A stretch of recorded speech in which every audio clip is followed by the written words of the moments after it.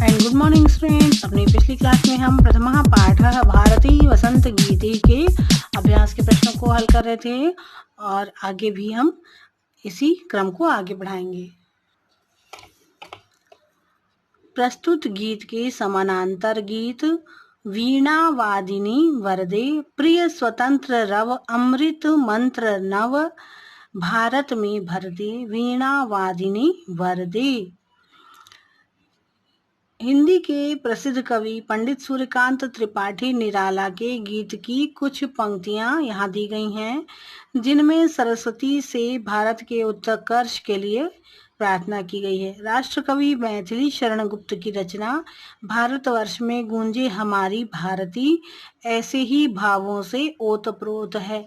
तो स्टूडेंट्स, आपके पास अभी अगर खाली समय रहता है, फ्री समय रहता है, तो ये जो सरस्वती वंदना है इस प्रकार की, जैसे कि वीणा वादिनी वरदे और ये दूसरा, ये भारतवर्ष में गूंजी हमारी भारती, ऐसे जो वंदना है जिनसे हमको शक्ति मिलती, आत्मशक्ति भी मिलती है और जो हमारी विद्या का, हमारा ज्ञान भी बढ़ता है। तो इन सारे ऐसे जो गीत हैं, ऐसी कविताएं हैं, इनको आप ढूंढें और इनको सस्वर तैयार करें और गाने का प्रयास करें, ताकि आप जब भी कहीं आपको मौका मिलता है, कोई उत्सव होता है, तो आप गाकर सबका एक तो मनोरंजन भी होगा और फिर आपके पास कलेक्शन होगा। आप अगर सीखेंगे, कुछ ना कुछ सीखना, हमें सीखते रहना चाहिए। ठीक है, तो ये जो वीणा वादिनी वरदे, प्रिय स्वतंत्र रव, अमृत मंत्र नव,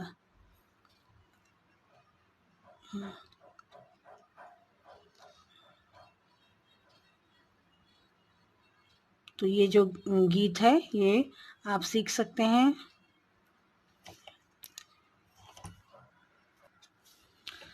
पंडित जानकी वल्लभ शास्त्री जी के विषय में हम कुछ जान लेते हैं। पंडित जानकी वल्लभ शास्त्री हिंदी के छायावादी युग के कवि के रूप में प्रसिद्ध हैं।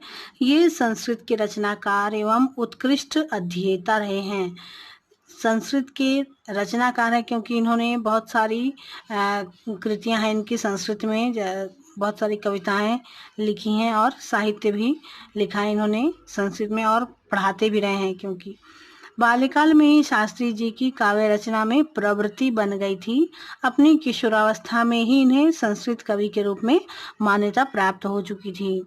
19 वर्ष की उम्र में इनकी संस्कृत कविताओं का संग्रह काकली प्रकाशित हुआ, जिससे कि हमारी जो इस पाठ की जो प्रथमा पाठ है, इसकी कविता जो है वो इनके काकली संग्रह से ही लिया गया है, जो आपका पाठ है। शास्त्री जी ने संस्कृत साहित्य में आधुनिक विधा की रचनाओं का प्रारंभ किया। संस्कृत साहित्य जो कि पुरातन विधाओं में तो ही है ही, इनका आधुनिक विधाओं में जो रचनाएं जो हैं वो ये शास्त्री जी ने प्रारंभ किया। इनके द्वारा गीत, गजल, श्लोक आदि विधाओं में लिखी गई संस्कृत कविताएं बहुत ही लोकप्रिय हुई।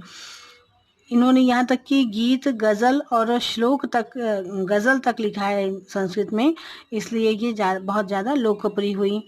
इनकी संस्कृत कविताओं में संगीतात्मकता और लय की विशेषता ने लोगों पर अप्रतिम प्रभाव डाला, क्योंकि संस्कृत कविताओं में संगीतात्मकता जो दिखाई दी लोगों को इनकी रचनाओं में, उसने लोगों पर अप्रतिम प्रभाव डाला। क्योंकि जब हम किसी भी रचना को जब गीत का रूप देते हैं तो वह सब लोगों के लिए सुनने के सरल हो जाता है, क्योंकि जो संगीत है वो लोगों पर विशेष प्रभाव डालता है।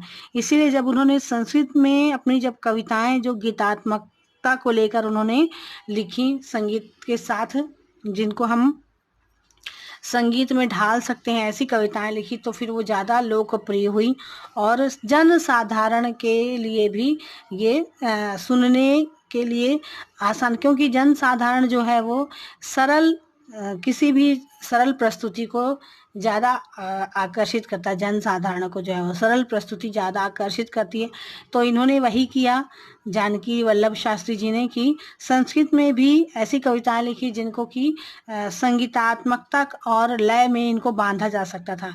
इसीलिए इनकी जो कविताएं हैं, संस्कृत की कविताएं, वो ज़्यादा लोकप्रिय हुई, क्योंकि जन साधारण भी इनको सुनकर आनंद प्राप्त करता था। जैसा कि हमारा जो पहले पाठ की जो गीत है वह भी बहुत ही अति सुंदर है।